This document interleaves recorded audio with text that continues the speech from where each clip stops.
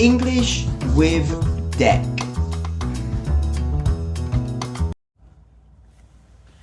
So today I just wanted to share with all of you a little bit about me and my history, you know?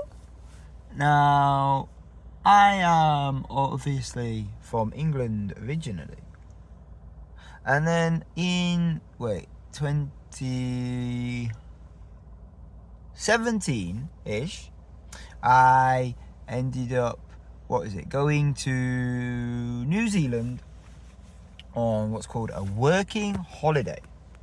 Now, I'm sure most of you know what a working holiday visa is, but just in case you're not so sure, a working holiday is basically, well, as the name says, it's in the name, ha ha ha.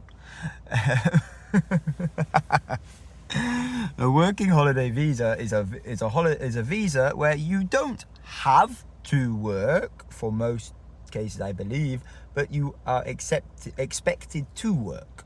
Now, you will not usually be able to do, I don't know, like working in a bank or let's say executive work, etc. You know, like, but if you usually would be able to do maybe, well, obviously agricultural work, construction work. I think in most countries and for most nationalities, you can do sort of supermarket or convenience work, potentially. Depends on the area, although, of course.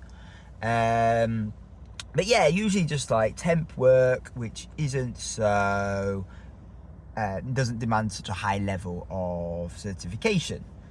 And yeah, it just basically brings,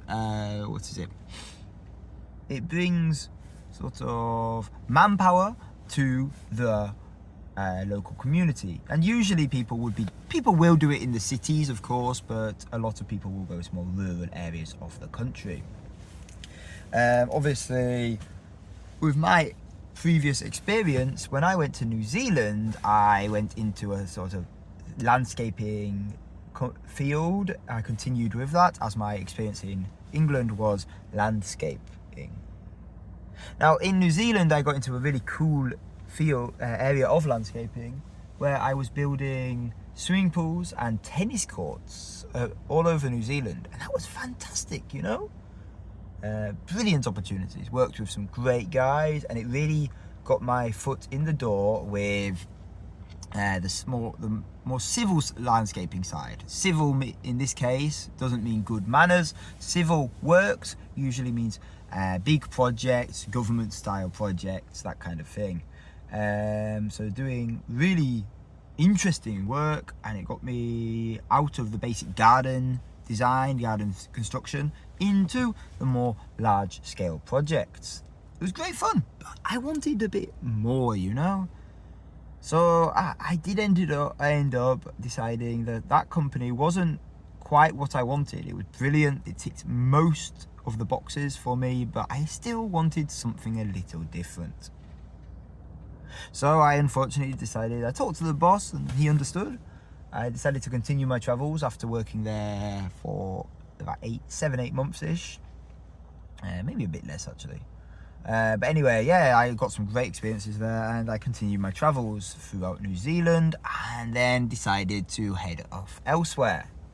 So I packed my bags and ended up going to Malaysia for a little while. I went to, Singapore, Malaysia, did that sort of stuff for a little bit. And then, being a backpacker, I was like, wow, I probably should head off, find some proper work. So I ended up going to Australia. And that was fantastic again. I ended up in Sydney for a while and went between Sydney and Melbourne quite a bit.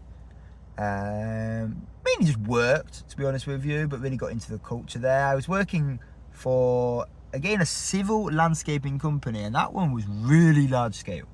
That one was really interesting because I was working for a company building or constructing the green spaces, the green areas of new build train stations and shopping centres. Great fun, but I suddenly realised in Australia, you either need to get sponsorship or extend a visa. And at this point, I had already started getting into the teaching game quite a bit. So I was doing like teaching training, teaching online classes, etc. So I had a bit of a spare income coming in from there.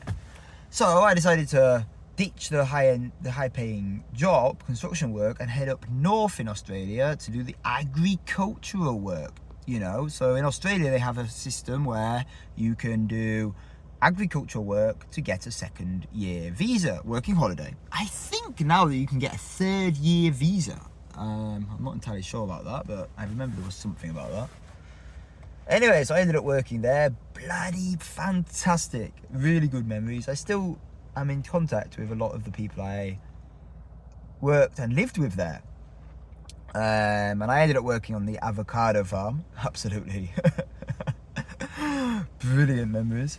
And I acquired my second year visa after completing my days, because you need to meet a certain day requirement to acquire the visa. And actually, during that time, I also met the person who I am now married to, and we decided to travel for a little bit around Australia.